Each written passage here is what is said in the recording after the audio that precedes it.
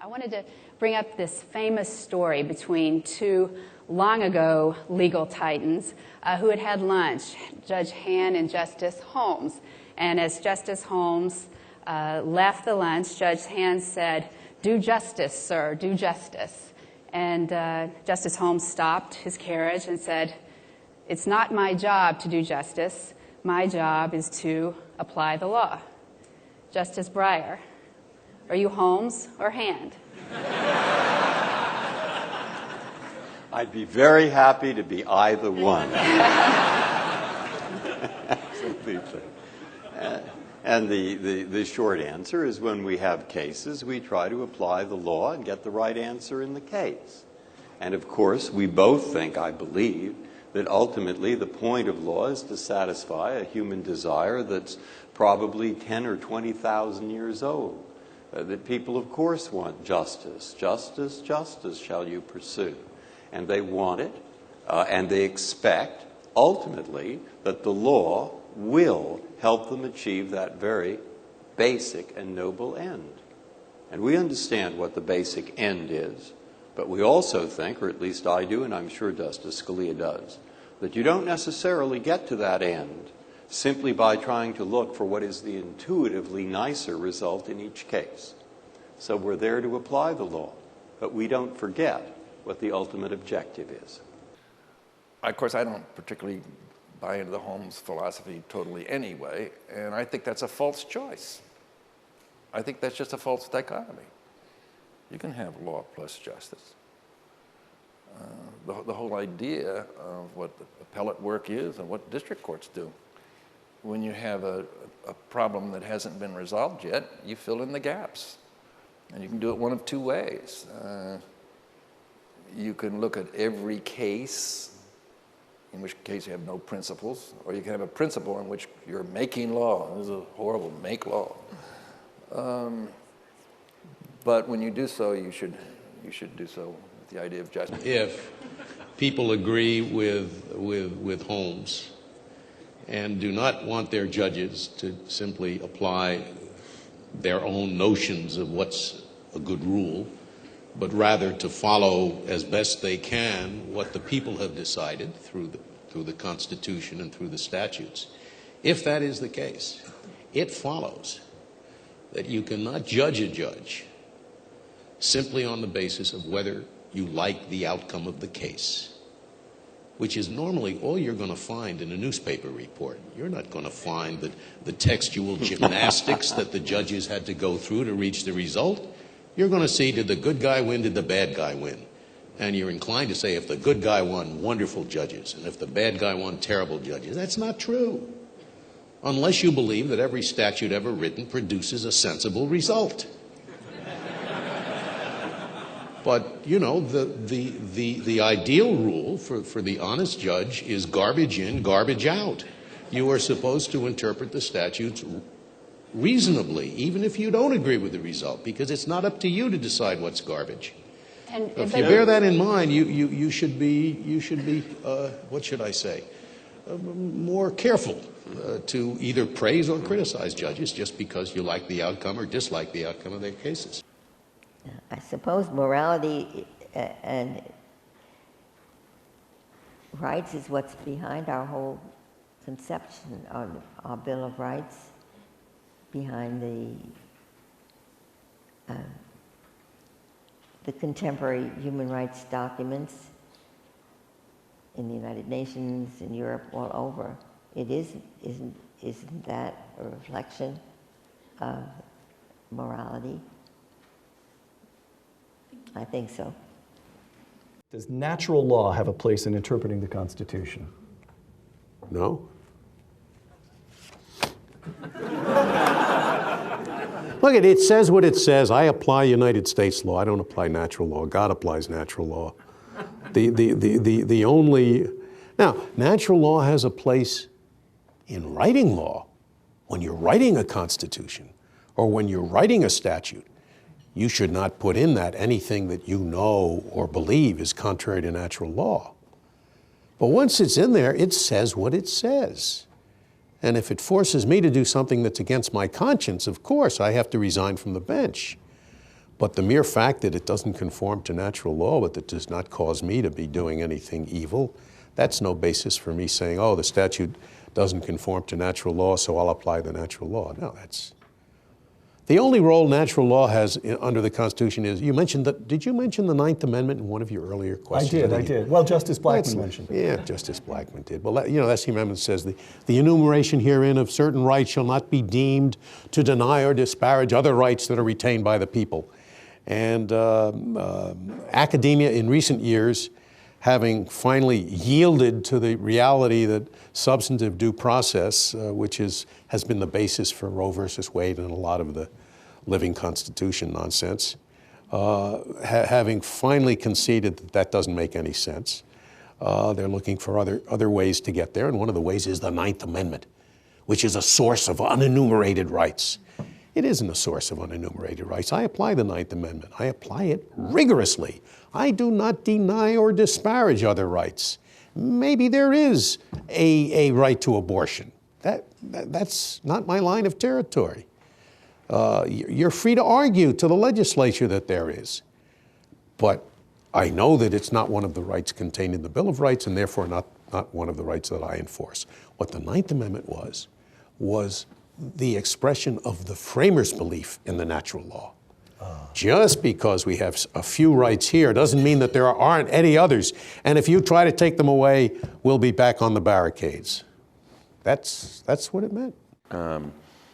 But let's suppose that a woman in 1971 is prosecuted for having had an abortion in the state of Alabama. And she raises the defense that she had a constitutional right to have an abortion. And that case, let's suppose, came to the Supreme Court in lieu of Roe. And you were a justice at that time. You're presupposing that she's going to be prosecuted. Which I'm presupposing. I think it's an unlikely we could have the doctor prosecuted. Yes, the doctor. Like. Okay, the doctor would be ordinarily it would be the doctor. Okay, if you prefer the doctor, that's okay. But it's okay. You want to make it. I was trying to make it the most dramatic and easy case, but. Yeah. The doctor is a harder case because of medical regulations about safe and sanitary conditions. But the state just says any doctor who performs an abortion goes to jail. Yeah. So if you were on the court and that was the case that was presented, how do you think you would have ruled back in 1973? But with the hindsight, with Roe as the precedent, No Roe. Clean slate. Why do you think that case is different from what was the Roe case of a woman who was pregnant, and there were a few plaintiffs there. There was a doctor, all arguing to have the state of Texas law declared unconstitutional. Why should there be any difference between the response to the woman who was being prosecuted for having had an abortion or Roe? I think they would have come out the same way because, as you pointed out, Roe was a 7-2 decision. It wasn't controversial at the time. Segment 4, how it should be done and how it should not. How it should not. Roe versus Wade. Two quotations. Reading law. In Roe versus Wade, the Supreme Court declared unconstitutional state statutes that in no way contradicted any specific provision of the Constitution, close quote. Second quotation, Justice Blackmun, 1973 opinion itself. The right of privacy, whether it be founded in the 14th Amendment's concept of personal liberty, or as the district court determined in the 9th Amendment's reservation of rights to the people, is broad enough to encompass a woman's decision whether or not to terminate her pregnancy, close quote. So Justice Blackmun, writing for the majority, takes pains to ground the court's decision, well, I suppose you could, in the 14th and the 9th, or if you read his opinion carefully, it's the 14th or the 9th. You get to choose. And he's wrong. Did he say the 14th? Or he said did he say the right of privacy, whether it be founded in the 14th Amendment's concept of personal liberty, as we feel it is, or as the district court determined in the 9th Amendment's reservation of rights to the people. Well, once again, this is one aspect that the book addresses. When you have terms in the Constitution that are not ambiguous in the sense that they can mean one of two things, but rather are general, so that they could cover a lot of things, you should interpret them not to cover the things that the people who adopted that provision did not think they covered.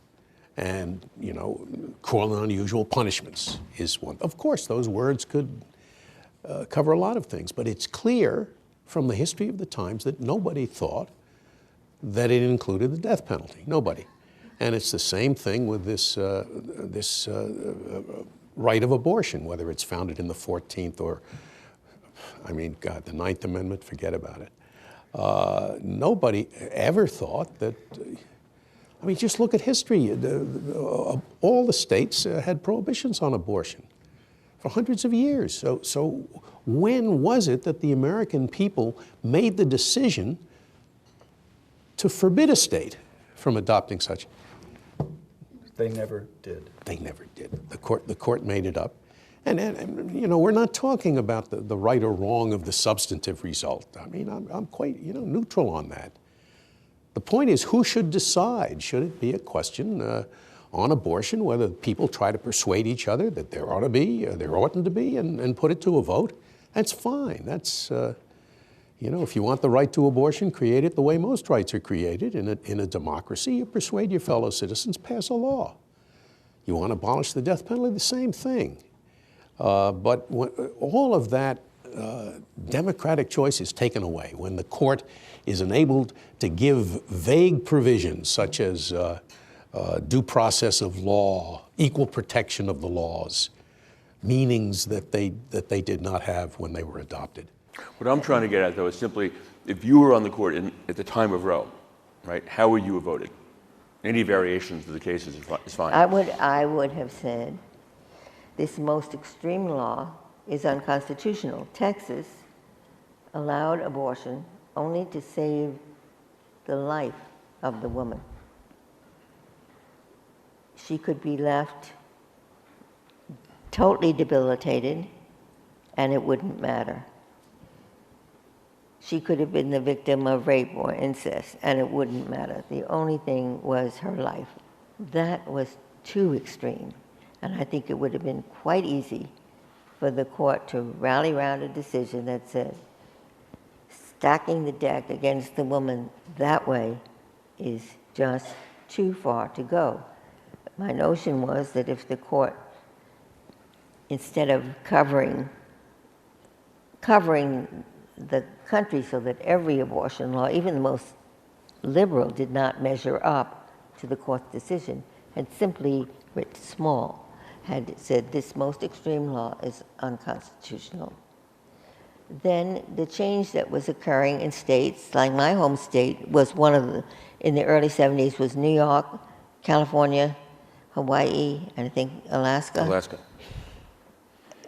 If a woman could travel to one of those states, she could have a safe abortion. Well, the doctrine of stare decisis, which is a doctrine of precedent, is a very important part of American law and of the way the Supreme Court does its business. And it doesn't mean that one can never reverse a case that has been decided and that one thinks is wrong. But it does mean that actually you need to be able to say more than that it's wrong. That if all it takes is to reverse a case is to think it's wrong, then the doctrine of stare decisis doesn't mean anything. And there is a pretty well-developed law about what else you need to be able to say about a case to reverse it. And you don't need necessarily to say the same things about every case, but you need to show that something like that the case has proved unworkable, or that its foundations have been undermined by subsequent changes in the law or by subsequent changes in society. You need to have an account of why it's appropriate to reverse a decision that goes beyond your view that the decision was decided was incorrect the first time around. And I begin collaterally with the issue of stare decisis and the issue of precedence. Black's Law Dictionary defines stare decisis as let the decision stand, to adhere to precedents and not to unsettle things which are established. Casey had this to say in a rather earthy way. People have ordered their thinking and living around Roe. To eliminate the issue of reliance, one would need to limit cognizable reliance to specific instances of sexual activity. For 2 decades of economic and social developments, people have organized intimate relationships in reliance on the availability of abortion in the event contraception should fail. That's the joint opinion, rather earthy in its context. Would you agree with that? Well, Senator, the importance of settled expectations in the application of stare decisis is a very important consideration. That was emphasized in the Casey opinion, but also in other opinions outside that area of the law. The principles of stare decisis look at a number of factors. Settled expectations, one of them, as you mentioned, whether or not particular precedents have proven to be unworkable is another consideration on the other side. Whether the doctrinal bases of a decision have been eroded by subsequent developments. For example, if you have a case in which there are 3 precedents that lead and support that result, and in the intervening period 2 of them have been overruled, that may be a basis for reconsidering the prior precedent. But there's no doctrinal basis erosion in Roe, is there, Well, Roberts? I feel the need to stay away from a discussion of particular cases. I'm happy to discuss the principles of stare decisis. So, okay, so basically, one question in Roe is if the court was going to invalidate the law, how broadly would it do so? So what Justice Ginsburg has suggested is that from her perspective, at that moment, the right decision would be a very narrow decision, which would have said the Texas law that was actually at issue in the case, which prohibited any abortion except to save the life of the mother, is unconstitutional, and we don't have to decide whether any of the other restrictions are permissible. What I had difficulty understanding at the time, Jeff, is here is Sally Reed's case. Sally Reed is a woman from Boise, Idaho. Her young teenage son died under tragic circumstances. She and her husband were divorced. The boy died when he was in the custody of his father. Sally wanted to be appointed administrator of his estate, and the law of Idaho at the time said, as between persons equally entitled to administer a decedent's estate, males must be preferred to females. Just that clear. It was a perfect first case. But here is Reed at the court, and the court writes very small, as you said. This is an irrational classification.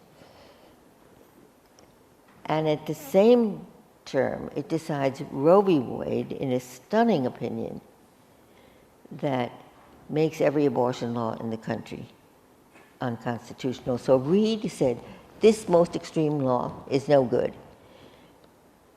But Roe said, any restraint, we're going to do the whole job all at once. No, in the first trimester, no restrictions. In the second trimester, restrictions in the interest of the health of the woman.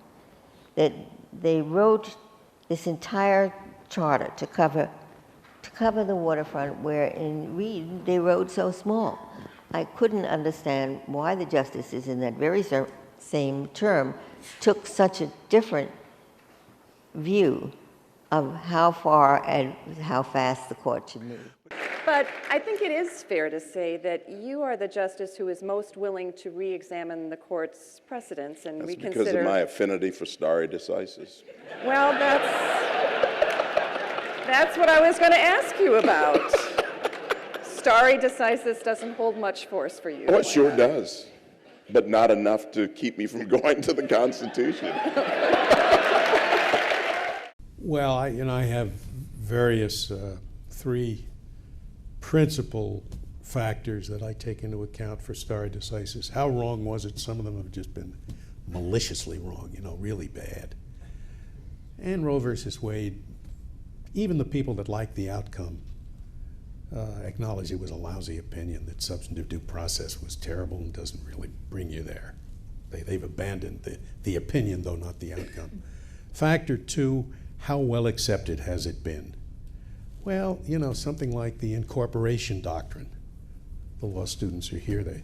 That's the doctrine that the post-Civil War amendments, the 14th Amendment, in effect, applied the Bill of Rights to the states. The Bill of Rights didn't originally apply to the states. It begins, Congress shall make no law. Nobody thought it applied to the states. But for the last 50 years, the court has been proceeding on the assumption that the 14th Amendment incorporated it. And, I can live with that. It's been well accepted. Contrast that with Roe versus Wade. Controversial when it was announced, remains controversial. And thirdly, and for me probably the most important, does the principle that prior opinion establishes permit me to behave like a judge, which is to say, behave like a lawyer? And Roe versus Wade, or in its reincarnation, Casey, which said we will never overrule it and then proceeded to overrule it, the principle of Casey is that a statute is unconstitutional if it places a, quote, undue burden on the woman's constitutional right to an abortion. What am I supposed to do with that? I'm a lawyer. I run to the law books. What do you know? For 200 years, no burden was an undue burden. I certainly can't use that. What do you think we're going to talk about the next time we have a case? Let's say a case that requires a certain staffing of abortion facilities, so many doctors, so many nurses, very expensive equipment, causes the price of abortion to go up. The issue is, does this place an undue burden on the Constitution? What are we going to talk about? I assure you the conversation will go something like, so many doctors, so many lawyers. I don't think that's an undue burden. You think it's an undue burden? How many think it's an undue burden? 5 hands it is, 4 it isn't. I'm not going to do that. That's not law. I do not mean to denigrate the importance of the question. Yes, it's an important question, and somebody ought to make that call, but it's not a lawyer's call. It's a call for legislators. They vote on policy stuff like that. It's not law. So let the legislatures do it. Anyway, that's why I consider that over the edge and don't accept stare decisis for that stuff. I can't do it. So basically, Justice Ginsburg has offered 2 critiques of Roe. One of them is that the court went too far. It should have been much more modest in what it invalidated. It should have invalidated the Texas statute and not gotten into all the other questions that the opinion got into about the first trimester and second trimester and when the state can regulate abortion and when it can't regulate abortion. It should have simply said it's unconstitutional for the state to prohibit abortion except to save the life of the mother, and we don't decide anything else about what other restrictions might or might not be constitutional. Leave that for another day. And whereas the court, interestingly, given that it was 7 Republican-appointed justices and 3 of the 4 Nixon justices, was extremely activist, right? This was a very activist opinion. And so that's one criticism. And the other criticism is that the court wrote an opinion that was less focused, indeed not at all focused, on what Justice Ginsburg believes should have been the core issue, which is the rights of women to control their own lives. And instead writes this opinion in much more in ways that are removed from that as the core question. But let's look at because I know one of the things you've said many times and including recently is that it mattered that Roe went as far as it did in a negative sense. It's not just that as a matter of taste you would have rather have seen the court be incremental rather than bold, but rather that we have paid a huge price because the court made the decision to be that activist, that aggressive, that bold in taking on the entire issue of abortion, as opposed to writing a much narrower opinion with a much more limited effect. So I think it would be interesting for you to talk a bit about how you see the effect of the Roe decision on the polity and on what's happened in this country over the last 40 years. Roe became a symbol, I think, for the right to life movement. There's an annual parade in D.C. On the day that Roe was decided, January 20-something. They had a single target to hit at. This decision, this most undemocratic decision by 9 justices who nobody elected to make policy for the country. That charge, that what a great organizing tool it is. You have a name, you have a symbol, Roe v. Wade, you can aim at that. This decision was made not in the ordinary democratic process, but by these 9 unelected men. I know that Reva Siegel and Linda Greenhouse have written persuasively about the anti-abortion movement began before and it continued after, and Roe didn't cause this backlash. But I think there's no getting away from the presence of a single target to aim at. How often has the name Roe v. Wade been the center of the opposition? That was my concern, that the court had given the opponents of access to abortion a target to aim at relentlessly, and attributed it not to the democratic process, but to 9 unelected old men, that choice to make. So that was my criticism of Roe, is that it seemed to have stopped the momentum, which was, and the momentum was on the side of a change. And I made a comparison in this country between no-fault divorce and access to abortion. When I was the age of most people here, in my home state, there's only one ground for divorce: adultery.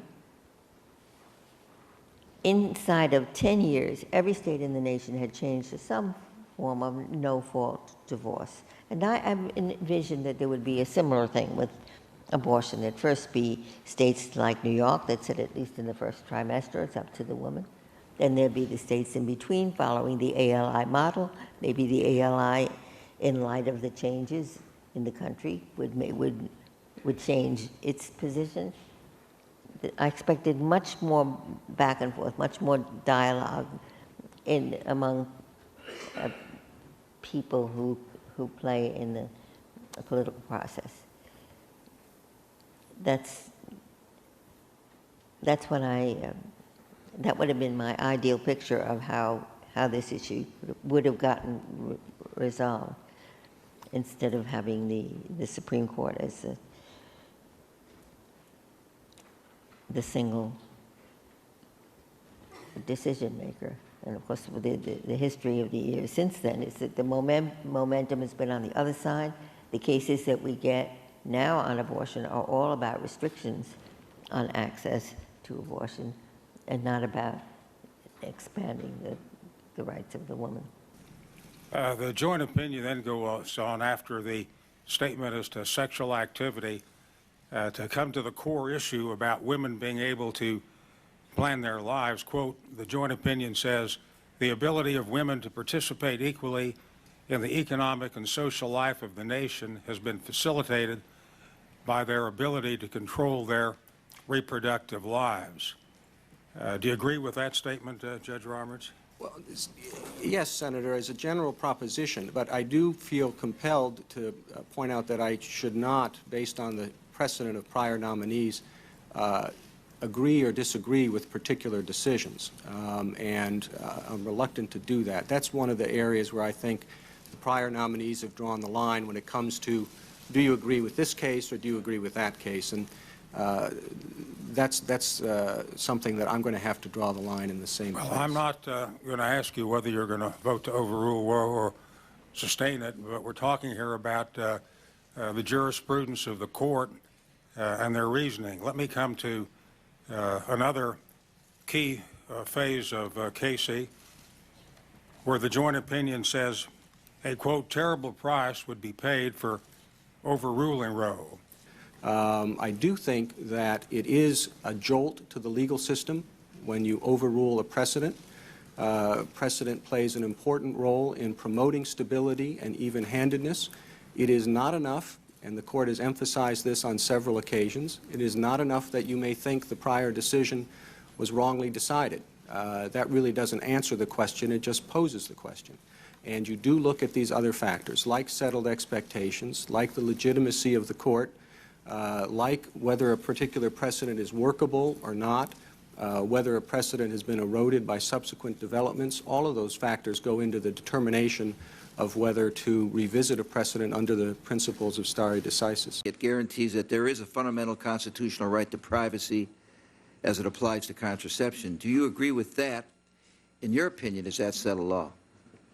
That is the precedent of the court, so it is settled law. Is there a general constitutional right to privacy, and where is the right to privacy, in your opinion, found in the Constitution? There is a right of privacy. The court has found it in various places in the Constitution, has recognized rights under those various provisions of the Constitution. It's found it in the Fourth Amendment's right and prohibition against unreasonable search and seizures. Most commonly, it's considered, I shouldn't say most commonly because search and seizure cases are quite frequent before the court, but it's also found in the 14th Amendment of the Constitution when it is considered in the context of the liberty interests protected by the Due Process Clause of the Constitution. All right. Judge, the court's ruling about the right to privacy in Griswold laid the foundation for Roe versus Wade. In your opinion, is Roe settled law? The court's decision in Planned Parenthood versus Casey reaffirmed the core holding of Roe. That is the precedent of the court and settled in terms of the holding of the court. Starting with the woman's right to choose, Judge Alito, do you accept the legal principles articulated in Griswold versus Connecticut that the Liberty Clause in the Constitution carries with it the right to privacy? Senator, I do agree that the Constitution protects a right to privacy, and it protects a right to privacy in a number of ways. The Fourth Amendment certainly speaks to the right of privacy. People have a right to privacy in their homes and in their papers and in their persons, and the standard for whether something is a search is whether there's an invasion of a right to privacy, a legitimate expectation of privacy. Specter then brought up the often cited letter Alito wrote in 1985 in applying for a job in the Reagan White House, stating the Constitution does not protect a right to an abortion. Do you agree with that statement today, Judge Alito? Well, that was a correct statement of what I thought in 1985 from my vantage point in 1985, and that was as a line attorney in the Department of Justice in the Reagan administration. Today, if the issue were to come before me, if I am fortunate enough to be confirmed and the issue were to come before me, then I would approach the question with an open mind, and I would listen to the arguments that were made. So you would approach it with an open mind, notwithstanding your 1985 statement? Absolutely, Senator. That was a statement that I made at a prior period of time when I was performing a different role. And as I said yesterday, when someone becomes a judge, you really have to put aside the things that you did as a lawyer at prior points in your legal career and think about legal issues the way a judge thinks about legal issues. Specter noted that the 1973 Roe v. Wade decision affirming a woman's right to an abortion has been reaffirmed 38 times, and asked if it fell in the category of stare decisis, the principle stating that precedent decisions are to be followed by the courts. When a precedent is reaffirmed, each time it's reaffirmed, that is a factor that should be taken into account in making the judgment about stare decisis. And when a precedent is reaffirmed on the ground that stare decisis precludes our counsels against re-examination of the merits of the precedent, then I agree that that is a precedent on precedent. Now, I don't want to leave the impression that stare decisis is an inexorable command, because the Supreme Court has said that it is not. But it is a judgment that has to be based taking into account all of the factors that are relevant and that are set out in the Supreme Court's cases. Toward the end of his round of questioning, Specter asked Alito to explain his dissent in the 1991 case of Casey versus Planned Parenthood, in which the Third Circuit Court of Appeals struck down a Pennsylvania law that included a provision requiring women seeking abortions to notify their spouses. I did it because that's what I thought the law required. But Wisconsin Democrat Herb Kohl pressed Alito on Casey. Judge Alito, in Casey, you argued that the requirement that a woman notify her husband did not impose an undue burden upon a woman. You reasoned in part that the number of married women who would seek an abortion without notifying their husbands would be rather small. In other words, only some women who would be affected. The majority in that case disagreed with you and stated, quote, whether the adversely affected group is but a small fraction of the universe of pregnant women desiring an abortion seems to us irrelevant to the issue, unquote. This disagreement begs the question, is a constitutional right any less of a right if only one person suffers a violation, or should greater value be placed on that right if a larger number of people have that right violated? Part of the problem was that the law just was not very clear at that time. The undue burden standard had been articulated by Justice O'Connor in several of her own opinions, and there were just a few hints in those opinions about what she meant by it. But what she said was that an undue burden consisted of an absolute obstacle or an extreme burden. Those may not be exact quotes, but they're pretty close. And she did say that it was insufficient to show simply that a regulation of abortion would inhibit some women from going forward and having an abortion.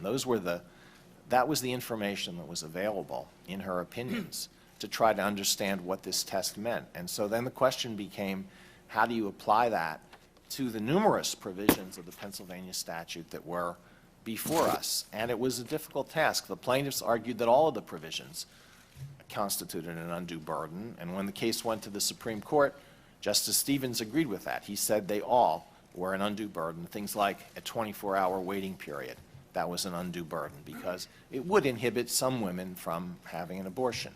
An informed consent provision. Justice Stevens thought, and the plaintiffs argued, that would be an undue burden.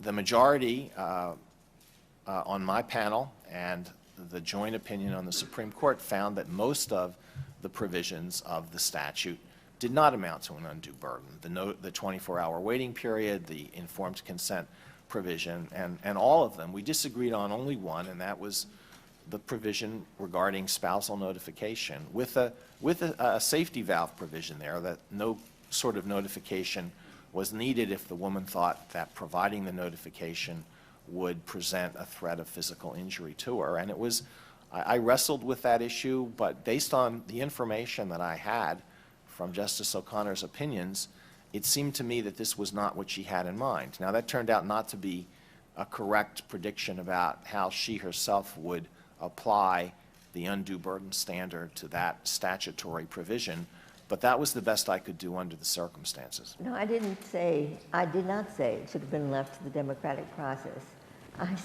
I suggested that it would have been healthy if there had been a dialogue, just as there was in the gender discrimination cases. In that decade of the 70s, wasn't the court acting all alone, but the court decided a case, this gender line is no good. State legislatures, the U.S. Code, the entire U.S. Code was canvassed to identify all of the gender lines in it, and most of them were changed. So it was the whole political system was moving. The court was putting its stamp of approval on the side of the change. The legislatures were looking at their laws, getting rid of the obsolete ones.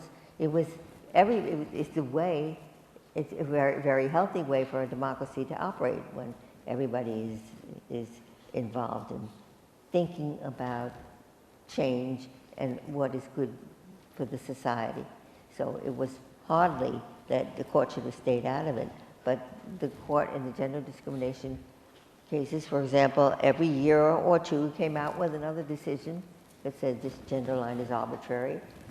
It was that dialogue, the conversation, the different players in the political process were engaged in that I thought was healthy for the system.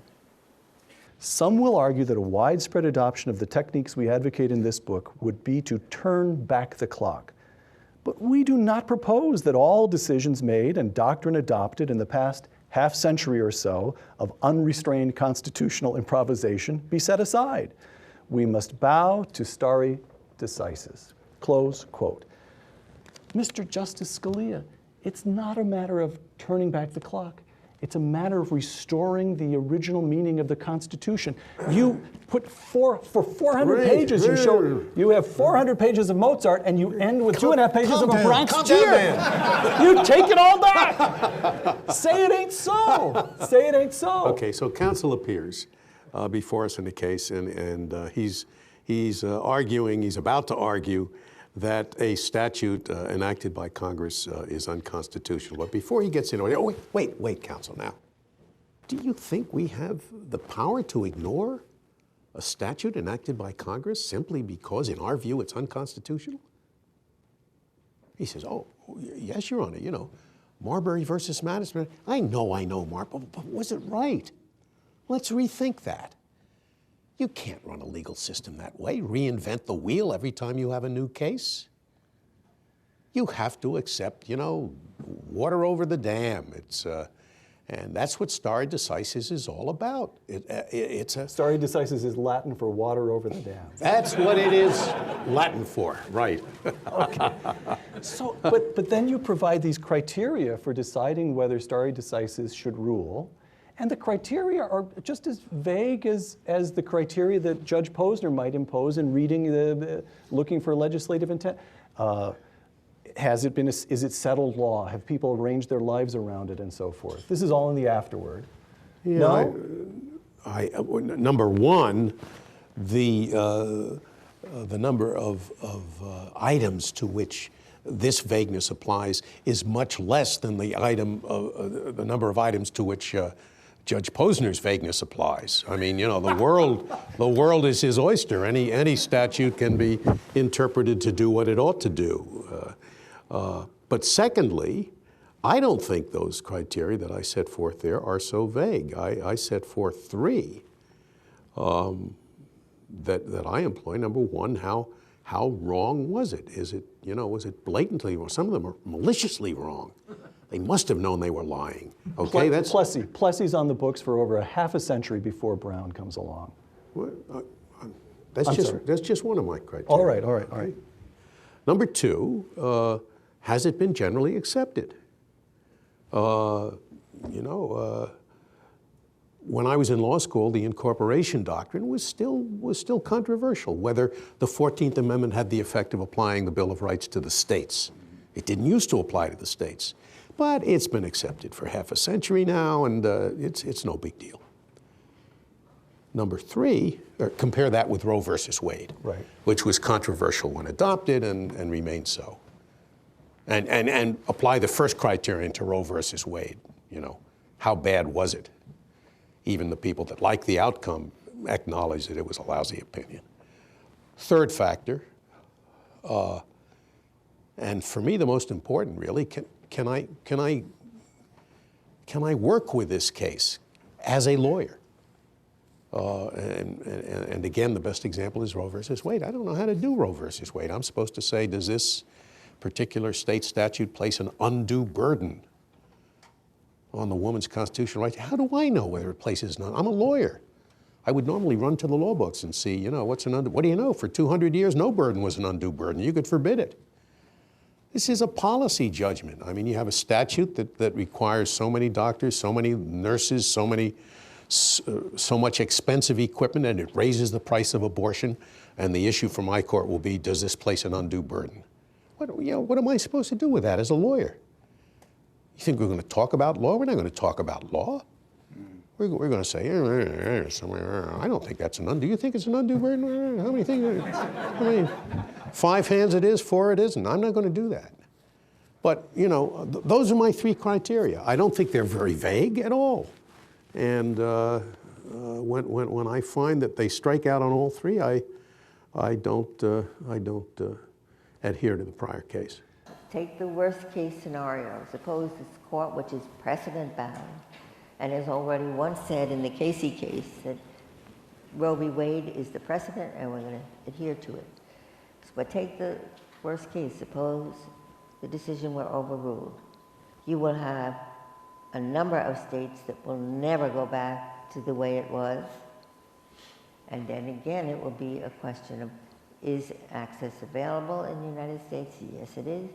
Any woman who is fortunate enough to be living in one of those states, or any woman who can travel to those states. Frankly, who it leaves out are poor women. So if you have the sophistication, the money, you are going to have some place in the United States where your choice can be exercised in a safe manner. But if you don't have the wherewithal, then you may be stuck.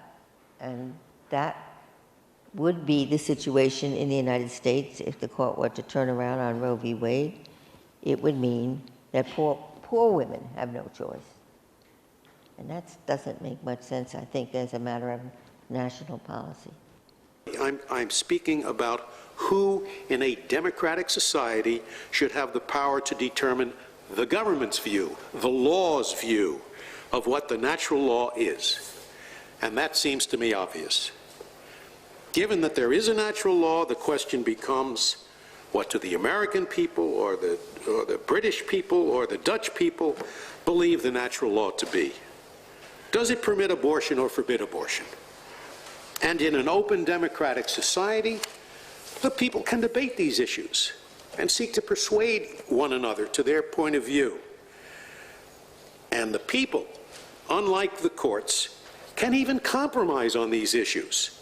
For example, by leaving the issue of abortion to be dealt with in divergent fashion by the subunits of a federal state, or by prohibiting only abortion performed in a particularly brutal manner, or by permitting abortion only in case of rape or incest. I mean, think of how the Warren Court was criticized for being activist even in their main decisions, which is absolutely accepted now, that main decision that was Brown versus Board. And, you know, if you look at it now, you say, my goodness, what could have been more literal? The Constitution says equal protection of the law. It says every citizen is entitled to equal protection of the law. And you simply had to, I'm old enough to remember, you know, and you are too, when throughout large portions of this country, you know, vast numbers of citizens of the United States of America were just treated unequally. That really understates it. They were treated really badly. And anyone who went around and opened his eyes could just look and say, you call that equal protection of the law? Of course it isn't. And what the Warren Court did then was simply say those words of the Constitution in the 14th Amendment, which was aimed to take people at that time in the 1870s who'd been slaves and integrate them into American society, that it was designed to do that, and the words said it, and my goodness, it wasn't being done. And there, I think that was literal and purposive and historical, anything you want to say. And yet at the time, people said who were opposed to that, oh, this is very activist. Well, of course, it wasn't in any sense whatsoever. So beware of labels. One of the things about your Constitution you can ask is, how does it evolve? Do we have some prejudices now that we can't see? Is there some injustice now that we're blind to?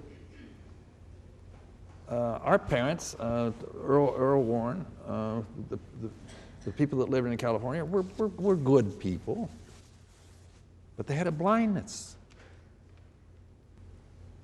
Are we blind today to certain things, injustices? That's one of the reasons you read cases. If you go back to the end of the 18th century and you examine what the founders thought, say about the Commerce Clause, they didn't think of the internet, and they didn't think of television, and they didn't think of the radio or automobiles, etc.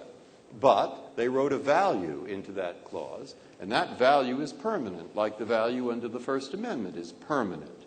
Free speech is a value that's permanent. But how you apply that to a world where social conditions and physical conditions and every other condition is changing continuously, and how you take a document that applied to 4 million people or so in 1789 and today has to govern a continent of 300 million people of every race, every religion, every point of view. And, you know, with 300 million people, we have 900 million points of view minimum. And how you do that is not obvious. And the Constitution, in the application of it, adapts to the circumstance in order to keep the values the same. Now, that's the kind of thing that underlies that notion, cliche though it is, and I think that which underlies it is certainly valid. If all you meant by the living Constitution is that the Constitution has to be applied to new circumstances that were not envisioned at the time of its adoption, I wouldn't give it the name living Constitution, but I wouldn't disagree. Of course you have to figure out how the First Amendment applies to new technologies, to radio, to television, and so forth. That's not what the fight is about. The fight is about taking pre-existing technologies, pre-existing realities that were there at the time the Constitution was founded, and changing the answers. I've sat with 3 colleagues, living constitutionalists, who believed the death penalty was unconstitutional. Nothing has changed. No technology alters whether that's a constitutional punishment or not. And yet the living constitutionalist could one day say, because of the new circumstances of our 300 million people, we feel differently about it today than we used to, and therefore I am going to prescribe from the bench that you cannot have the death penalty. That's the kind of thing that I do not agree with in the living Constitution. It applies not just to the death penalty, it applies to abortion. Abortion existed then. Nothing's changed. Nobody thought abortion prohibition of it was unconstitutional. But living constitutionalists say it is. The same thing applies to, prohibition of homosexual conduct. It's not the disposition I'm concerned about. If you want to change things, if these 300 million people want to change things, you don't have to use the Constitution to do it. Use the legislature. That's what we do in a democracy. And it's very undemocratic for the court to say, make the change. I'm a judge, and my job is to interpret the law and to apply the law. Now, that's often a hard task, right? Because it is often the case, at least the cases that come to the Supreme Court, which are, the hardest cases, where the law is unclear. It's ambiguous in some kind of way. There's some kind of gap, which makes it not crystal clear exactly what the law is. But it's really important that in resolving that ambiguity or in filling that gap, that what you not do is import your own thoughts about what would make for a good society. So think about it first. I mean, our cases fall in 2 groups, generally. One is statutory cases and one is constitutional cases. So think of a case where Congress writes a statute and Congress has not expressed itself clearly as to some matter. And the question is, how do we interpret and apply the statute when Congress has not given the world's most lucid instructions? And there are lots of different approaches to that, but one very bad approach would be for me to say, well, what would be the statute I would like to write? You know, what do I think a good statute would be? What do I think the real problem? That's a terrible way, all right? So now there are different views about how you deal with ambiguity in a statute. You know, some people just say, I'm going to look only to the text, and I'm going to get everything I can from the text, but I'm not going to, and I'm not going to go any further, even if that leaves, even if I know that even if I feel as though the text doesn't completely answer it, that's the only place I'm going to look. Other people will look to legislative history. Other people will try to explore legislative purpose. There are a whole number, other people will use what are called canons of statutory, but there are a whole number of interpretive techniques to try to figure out what Congress meant. And people will disagree about which techniques to use, and sometimes people will disagree about the application of those techniques. But I think what none of us do is to say, well, who cares about what Congress thought? Congress has not spoken very clearly, so I have the ability to write a statute of my own. That's not my job. And I have to know what's my job and what's somebody else's job and have a very clear separation between those two. The same is true with constitutional interpretation. Constitutional interpretation is often really hard. I mean, what does it mean to make no law abridging the freedom of speech? What's an abridgment? What actually is the freedom of speech? What does that allow and what doesn't it allow?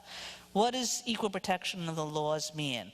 Now, those we see cases that force us to say, here's this constitutional language. How does it apply to a particular case? And again, there are different methods of doing constitutional interpretation, different emphases that people give to texts, to history, to precedent, and so forth.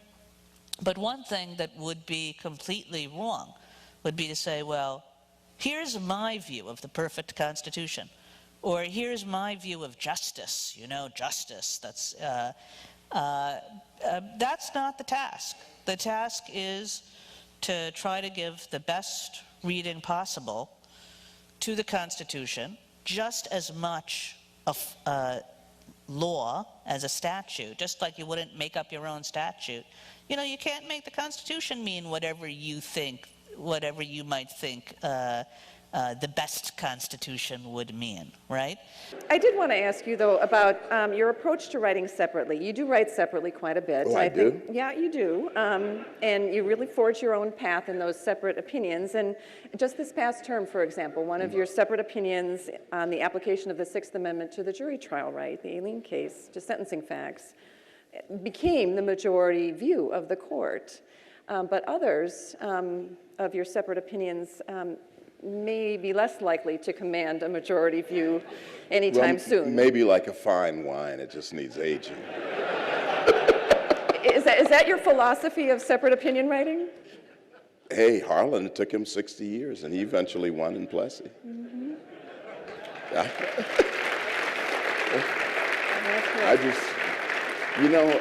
You ask a very good question. I think that I may lose, but I think I'm obligated, in fact, encouraged by my colleagues that if you believe that, you write it. I try not to do it in a way that's not polite or respectful, but I think that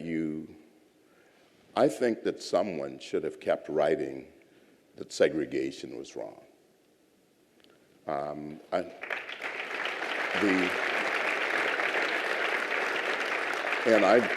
Regardless of what the precedent was, that I think you have to say certain things.